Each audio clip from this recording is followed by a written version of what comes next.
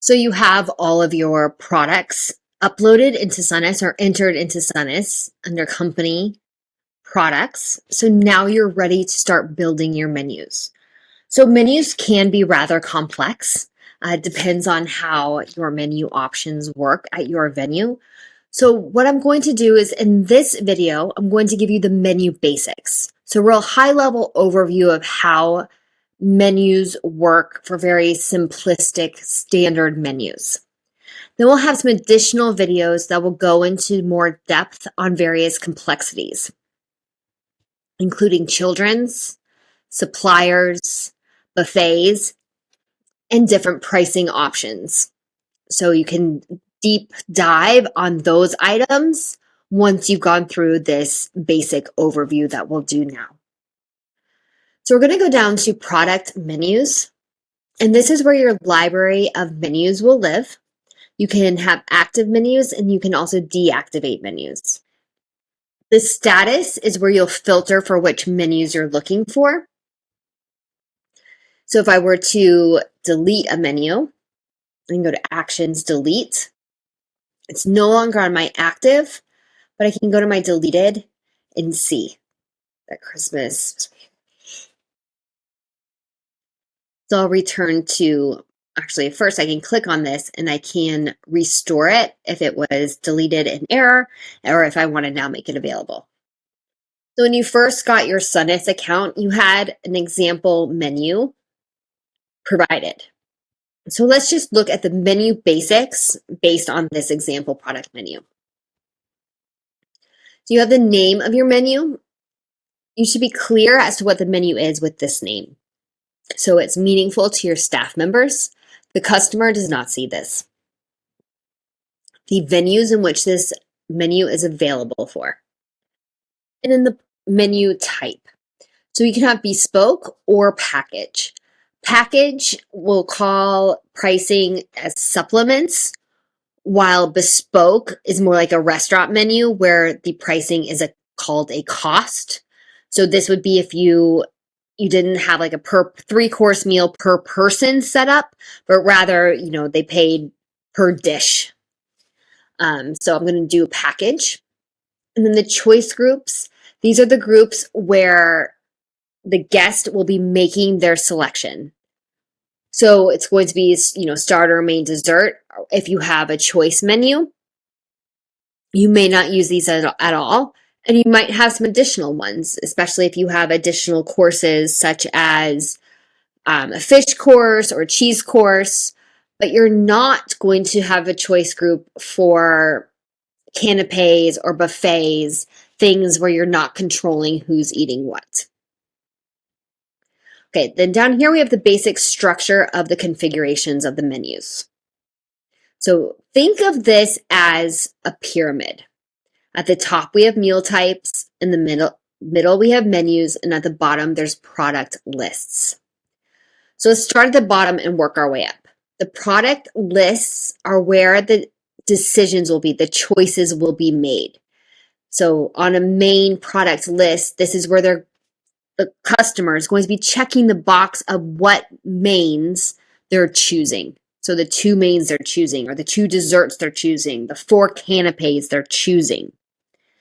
So all of your products that you've recently put into Sonas will be allocated to different product lists that are then consolidated into menus, so such as your starters, main, desserts. And your menus are then consolidated into your meal types. So since we're looking at things from a very basic level, your meal types here would be reception, wedding, breakfast, evening. You can add additional meal types, such as the welcome dinner the night before, the breakfast for prep rooms the day of, the farewell brunch the next day, or farewell lunch the next day. You can support other meals that are associated with this event, as only one menu is assigned to an event.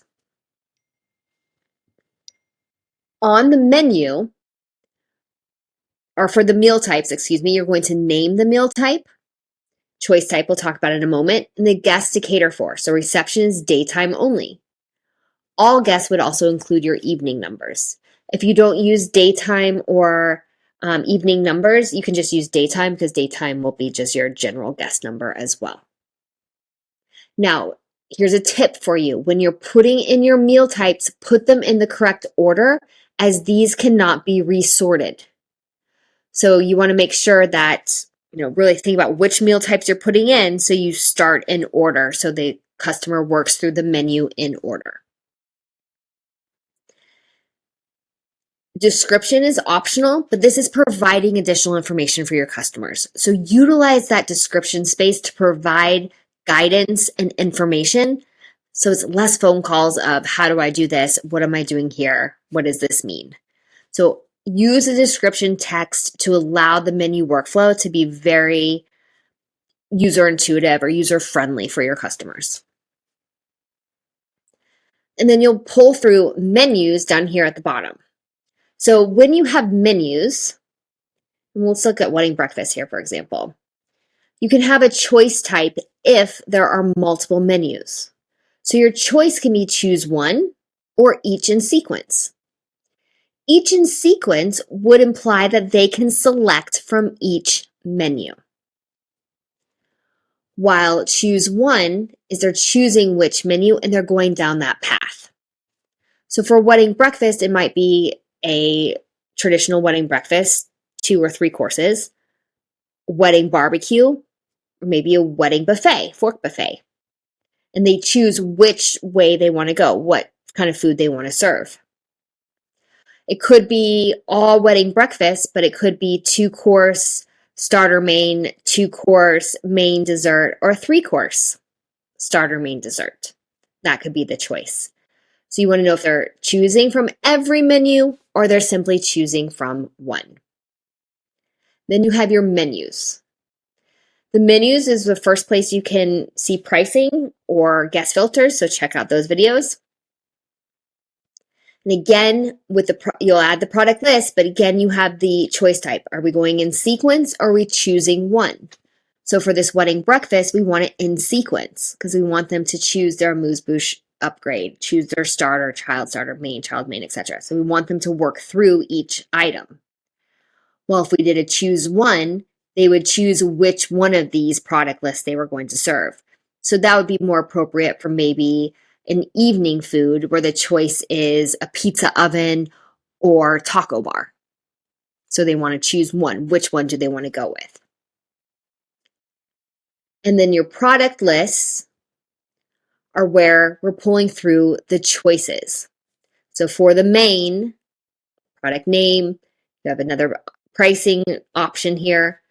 Here's your first your opportunity to say who you're catering for. So is it the guest numbers? Or can you specify it? In which case they can put a number. So if there's 100 guests, they can put in 80. You can use a description to say, minimum order 80% or something like that. If there's the choice group, if it's something like main, you'll have the main group. So you'll know that Sam is having the chicken and Sarah's having the beef. If it's canapes, you'll just leave this to none because you're not going to be saying who's having what ahead of time.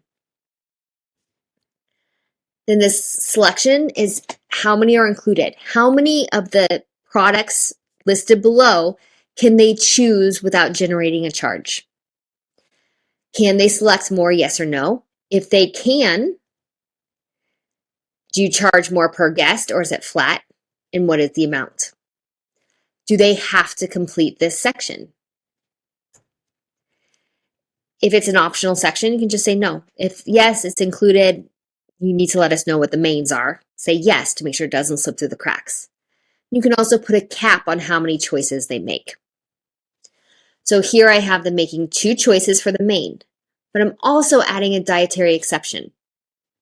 So they're able to choose 2 plus a vegan or vegetarian option, 1 choice that's included. So they're technically making 3 choices, 2 of which can be meat or whatever. 1 has to be vegetarian or vegan.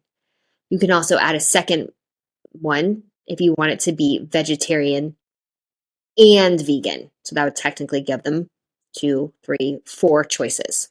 So it's however you manage that. Is it the vegan and or vegan or vegetarian? The guest filters, so who can choose from these items. And then the products. The products come through by hitting add products. You'll use your subtype. So we'll go down to main and you'll add in which mains can be added, what they can choose from this menu. You can edit and resort. You can also hit this edit button and it will take you to the product listing. So if you need to, see a typo or something, before you hit this, as it will navigate you to a new section, make sure you hit save. Then you'll return here. You can also make items staff only. So if you don't want to promote it to the user, but you want staff members to be able to add it to an event. And then the price will be your supplemental charge. So if you have, an extra 3 pounds for the lamb, so if 50 people had the lamb, it'll be 50 times 3. You can add that here. So they'll have the supplemental premium charge for that item.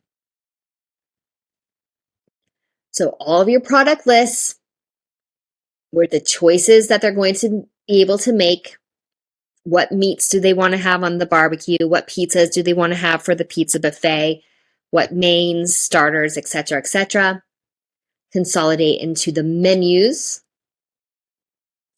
which then consolidate into your meal types.